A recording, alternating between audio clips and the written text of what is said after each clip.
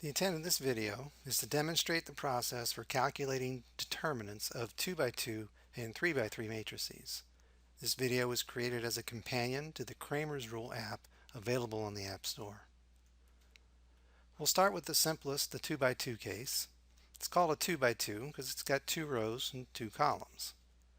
And the way we calculate a determinant for the 2 by 2 is we start with the downward diagonal and we multiply the 7 times the 3. And then we're going to subtract the upward diagonal, 4 times negative 2. So here we've got 21 plus 8, which is 29. Let's take a look at another example. Again, we start with the downward diagonal and we multiply 5 times 2. And then we're going to subtract the upward diagonal, negative 1 times 6. And so we've got 10 plus 6, which is 16. That's all there is to it for the 2 by 2s. They're pretty simple. So let's move on to the 3 by 3 determinants. Now these are definitely a little more fun. There's a little more work involved. In calculating the 3 by 3s, we're going to do something called expansion and create a set of minors and cofactors. And we'll get into that in a little bit. Let's just kind of see how we do this. Now it turns out that we can do this process across any row or any column. I'm going to select row 1 just as an example. Okay, so here's how we do this. We start with the first element in that row, the 5. We'll cross out the row and the column associated with the 5 and take note of the numbers that are left over. So here comes our first factor.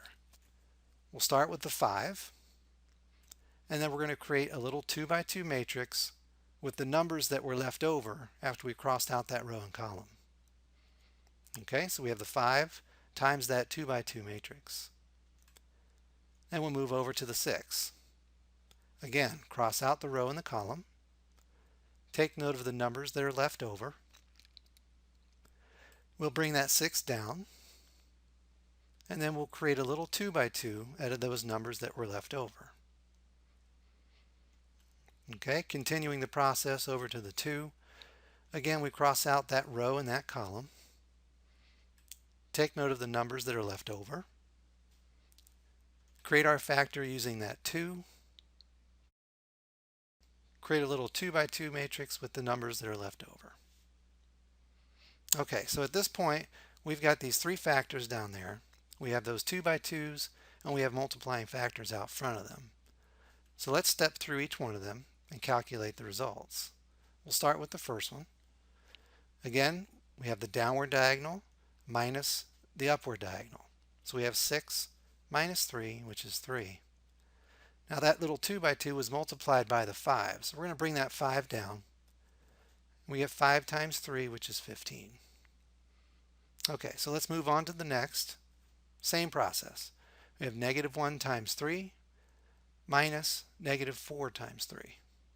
So this is negative 3 plus 12, which is 9. And we bring that 6 down, multiply 6 times 9, and we get 54.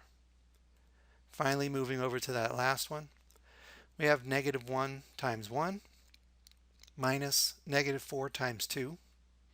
So we have negative 1 plus 8, which is 7. That 7 is multiplied by the 2, and the final result there is 14. Okay, so now we've got the 15, the 54, and the 14. And somehow we have to combine these by adding or subtracting them in some manner to get the final results. Okay, so here's how we do this. Notice the pattern that is up on the top left corner there. It's a series of positives and negatives. It starts with a plus in the top left corner and it alternates plus minus till you fill in that matrix.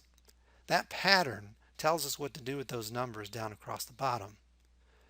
Now, we worked across that top row, the 5, the 6, and the 2. So we're going to select the top row of signs, the plus, the minus, and the plus, because it corresponds with the row that we use to create all those factors. So that 15 down there, that's going to get the plus sign, the first sign in that little matrix that we created. The negative is going to go down there with the 54, and that last plus will go over there with the 14. Now this tells us how to combine those numbers.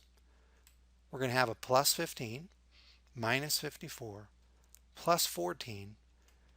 Final answer there is negative 25. Okay, so that's how we calculate a 3 by 3. A little bit of a lengthy process. It's not difficult. It's a little bit error prone, that's understood, but if you're careful and step through it, you should be fine. Definitely takes practice. You've got to do a few of these in order to get it down.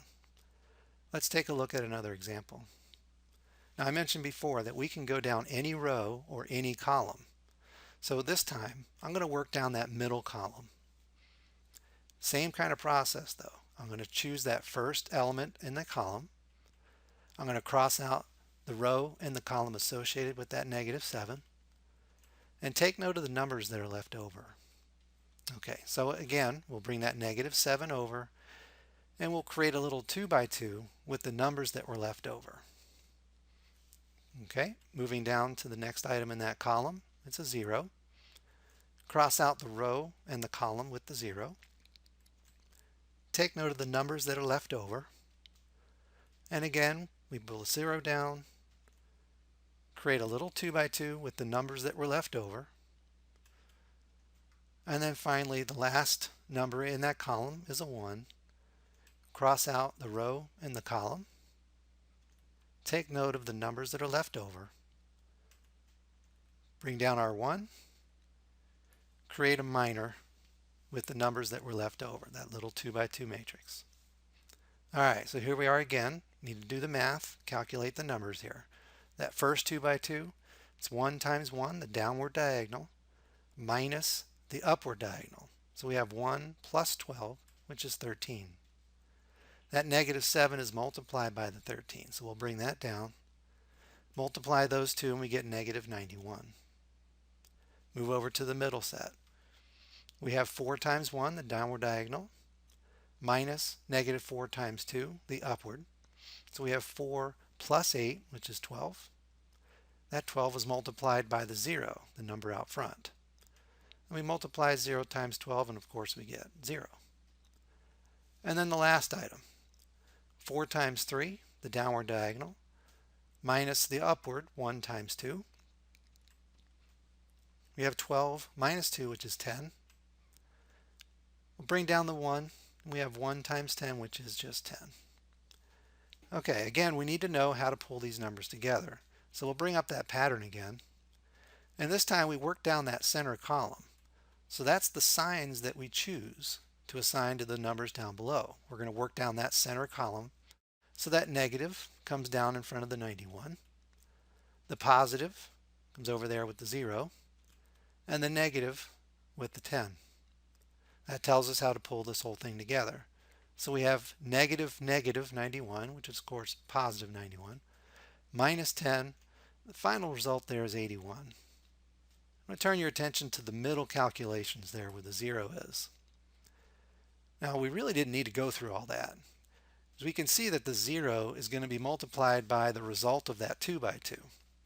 Since 0 times anything is 0, we really didn't need to go through all that math. We could have avoided the whole thing and not even bothered. That's the benefit of being able to select any row or any column. You choose a row or column that has a 0 in it. That removes and simplifies some of your efforts along the way. I could have worked across that middle row and taken advantage of that 0 as well. Either one, I'd get an 81 out of it, and I'd get one less 2 by 2 calculation that I'd have to do. Okay, now let's take a look and see what you learned. Yeah, and you see all this stuff. This is, if you opened up your math book, this is what you would see. Okay, now I'm bringing it in here at the end because I wanted to show you that you can do this stuff, and then we'll point back to the math to see the connection between what you just learned and what this stuff here means on the screen. Every time you did those little 2 by 2 matrices, that's the MIJ part of this whole thing. Okay, every time you created that plus minus sign pattern, that's the negative 1 raised to the I plus j power. And then when we finally brought the whole thing together, that's the string of pluses and so forth up across the middle. Okay, so we'll get rid of that. We're done with that. This video was created as a companion to the Cramer's Rule app. What you see here is a series of screenshots from that app, and you can see that it helps solve systems of equations. Determinants are a main part of solving using Cramer's rule. This app provides all the details involved in all those calculations. It's a fantastic help to your homework. It'll help you zero in on any errors or mistakes that you may have made and provide you with the results. Visit our website at www.rymarapplications.com for additional tutorials and videos.